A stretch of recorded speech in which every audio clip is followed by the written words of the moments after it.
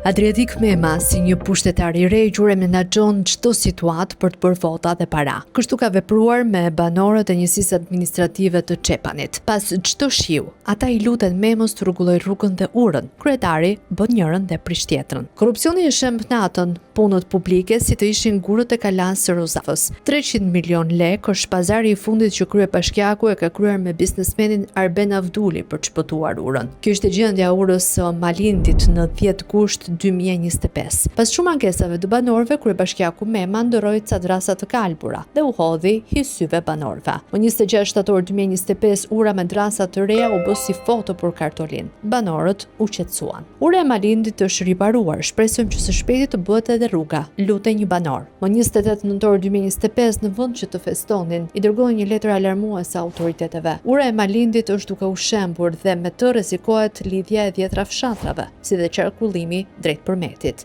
Situata është kritike minuta minutës. Bashkia, prefektura, ARSH-ja dhe çdo institucion përgjegjës duhet të marrë masa. Përgjegjësia është mbi ju. Nuk ka më vend për premtime, takime dhe justifikime, shkruanin banorët. Bashkia dërgoi disa mjete dhe vendosi përkohësisht ca kuba betoni në këmbët e urës së Malindit. Më datë 3 dhjetor 2025, si rrjedhoi e shirave masiv dhe me intensitet të lartë, lumi i Malindit dhe Çepanit pati një prurje të ujrave në sasi shumë herë më të larta se maksimalja e zakonshme. Kjo vazhdoi për rreth 72 orë. Si pasojë, dëmtoi mbrojtjen e krahut të majtë të djathtë në hyrjen e daljen e urës. Ky ishte raporti i vonuar i Bashkisë Skrapar. Në fakt, banorët janë ankuar se ura është dëmtuar qysh në muajin tetor direkt pas riparimit. Por punët e Adriatik Memës i merr lumi sërish. Në fillim të janarit 2026, lumi i mori me vete gurët që vendosi Mema. Presim të bëhet rruga dhe ndërkohë iku ura. Shkruani në rrjetet sociale një banor që ka fiksuar këtë moment që ura rrezikohet të rrozohet nga vërshimet e ujrave. Në këtë situatë, kryebashkiaku Mema nuhat një rast të mirë për të bërë para. Tender për mbrojtje lumore dhe më pas kontratë me një biznesmen për të skeduar punime pa cilësi dhe përfitime për punë të pakryera. Bëhet fjalë për prokurimin me objekt mbrojtje lumore në të dyja anët e projektit të Malindit, në këmbët e urës së Malindit, hyrje dalje, Bashkia Skrapar. Fondi limiti financuar nga buxheti i shtetit për këtë projekt është 296 milion lekë pa përfshirë të VSH.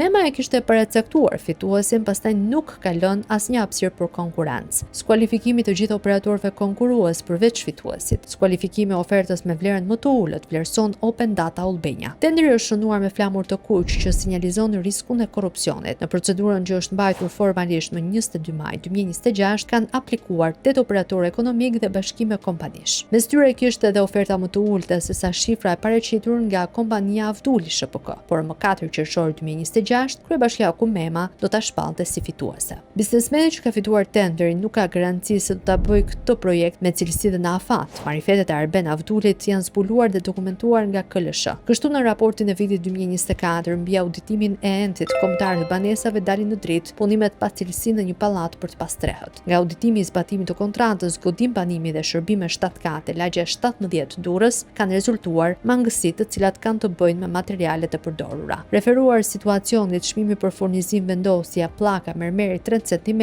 është 3600 lekë metri katror, ndërsa për pllaka mermeri 2 cm është 3100 lekë metri katror. Vlera 34700 lekë është përfituar padrejtisht nga kontraktori Avduli SHPK dhe përbën dëm ekonomik. E njëjta gjë konstatohet edhe për shkallët në banesa, balkonet prehekuri, muret e tullës me bira, kasetat e shkarkimit në tarac, ulluqjet vertikale, trotuari i betonit i shtruar me pllaka vet bllokuese, bordurat, suvatim muri i jashtëm, mermeri pa vendosur tek shkallët. KLSH ka rekomanduar entit të kërkojë në rrugë ligjore argëtimin e vlerës afro 6 milion lekë nga kompanitë Avduli SHPK dhe Bahas SHPK për punime të paralizuara dhe në mos reflektim specifikime teknike. Nga auditimi i zbatimit të kontratës, pika e furnizimit me energji elektrike, furnizimit me ujë të pijshëm, shkarkimet e kuz, kub nga rrjeti i jashtëm, blok pallate, shpuk kanë rezultuar me mangësi. Një pjesë e fondit është përfituar padrejtisht nga Avduli SHPK dhe përbën dëm ekonomik tek kësaj KLSH. Edhe në këtë rast KLSH i rekomandon entit që në rrugë ligjore të bëhet menjëherë argëtimi i vlerës nga kontraktori Avduli SHPK për punime të paralizuara. Në një raport tjetër të KLSH, gjendja është se Avduli ka fituar një tender nga Bashkia Bulqiz pa plotësuar kriteret. Bëhet fjalë për kontratën ndërmjet Bashkisë Bulqiz dhe Avduli SHPK më 3 tetor 2022.